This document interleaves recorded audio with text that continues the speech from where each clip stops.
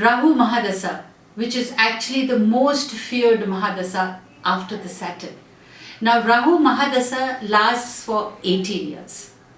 And during these 18 years, the two lines that need to be kept in mind are, keep in mind, life is all the result of choices. The choices we make determines our fate. So this is the time to practice alertness, awareness, introspection, and many other such adjectives that help you know yourself. Now understand the planet of Rahu. The planet of Rahu talks about the grit, the determination, and the resilience within a person. Rahu is a planet which gives you disillusionment, it gives you falsehood, it gives you maya, it gives you greed, it makes you materialistic, it makes you, want all those things be actually what we term as evil thoughts. For me, no thoughts are evil. I feel according to an individual's need, the person starts becoming greedy for that. I may be greedy for having good relationships or multiple relationships, or I may be greedy to experience more wealth, and more is never enough. So we become materialistic, we become greedy, and we want more and more and more. I've already explained about the Rahu Mahadasha. Now I'm going to be patiently explaining to you the Antardashas. I've explained the major period, now I'll be explaining the sub-periods. That when the dragon's head or Rahu Mahadasha takes place. Right, we have these sub-periods in these 18 years for a particular time. We come to the second strongest planet, which is the moon, as an Antardasha or the sub-period in the Rahu Mahadasha. Now, you must understand that even if Moon and Chandra is one of the most strongest, or I would say the second strongest planet in the zodiac, you must understand that Moon is not able and it is not strong enough to wipe off the malefic effects of Rahu, and the native has to confront the impacts of Rahu. It would emerge as one of the worst combination for human beings.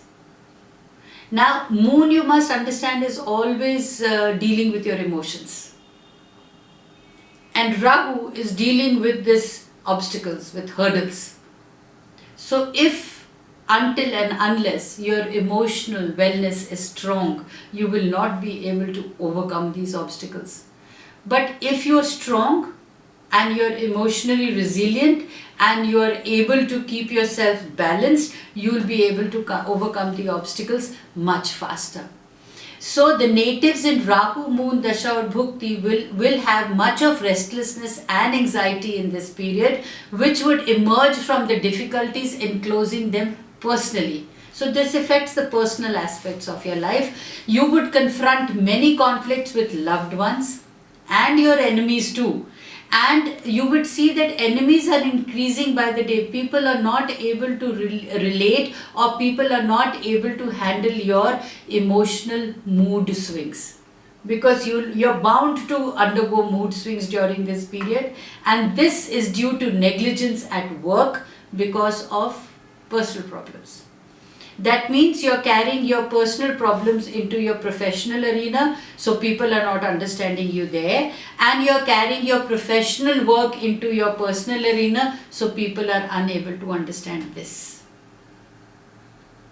In a nutshell, your emotion needs to be taken control of.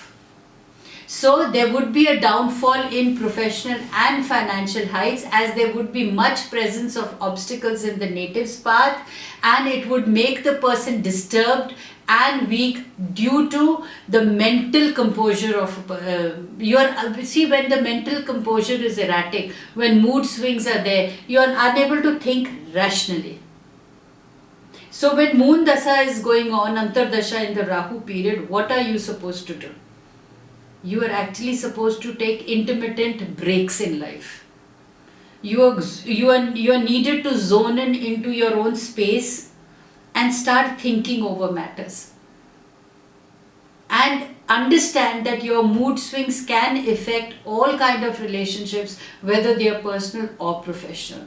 And you have to make a concerted effort not to mix or bring your personal work into your professional life and your professional work into your personal life. That is the thing that is required during this period. And if you can handle that, trust me, you'll be able to safeguard yourselves from all kind of downfalls.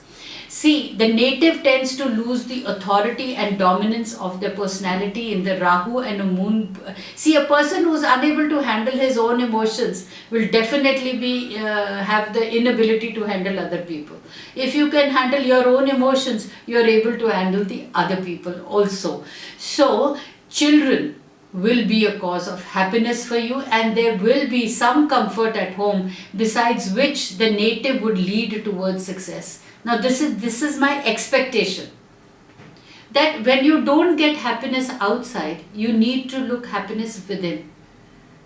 And once you're happy within your own confines of your own home or your own family or your own self, you will automatically project a happy front outside. And when you project a happy front outside, you attract more people to yourself.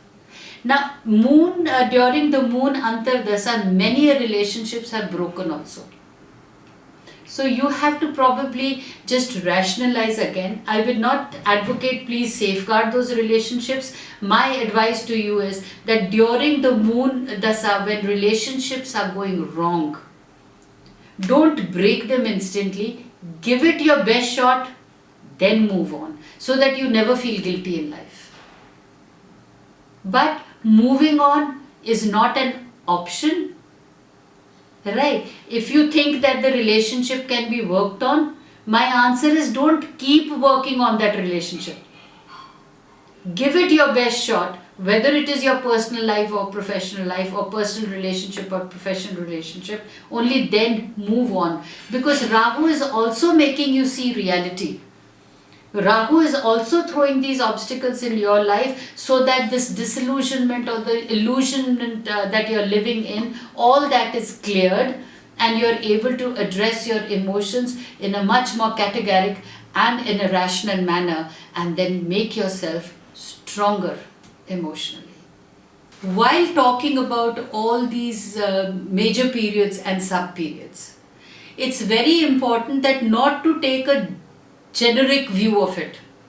My endeavor is to make you understand that when these Antardashas happen or when these Mahadasas are happening in your life, how should you react and act?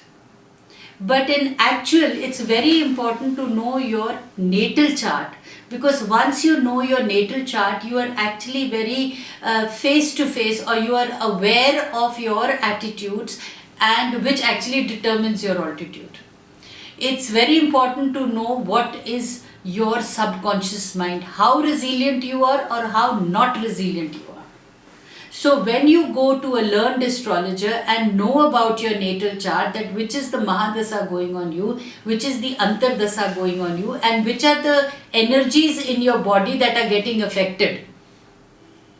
By the virtue of energized stones, you can balance those energies in your body and make that particular period in which you are finding the obstacles, or in which you are finding that these things are putting hurdles and you are unable to overcome them, it becomes easier for you to overcome the obstacles. It's something like when a car breaks down, you know that whether the exhaust has broken down or whether the gas is not being properly pushed, or the pedal, or whatever the various mechanics. So you can probably get an overall view of this is what has happened to the car. For it to run smoothly, you need to reach a mechanic who will rectify that situation.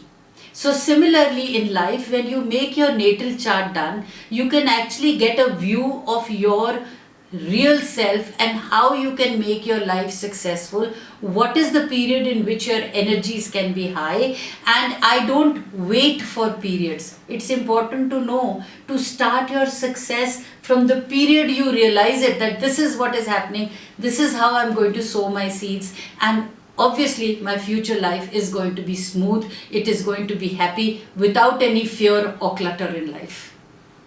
So the success starts now. Be aware of your natal chart. Don't feel that you're falling a prey to illusions. Don't feel that these are some kind of studies that make you weak. They don't make you weak.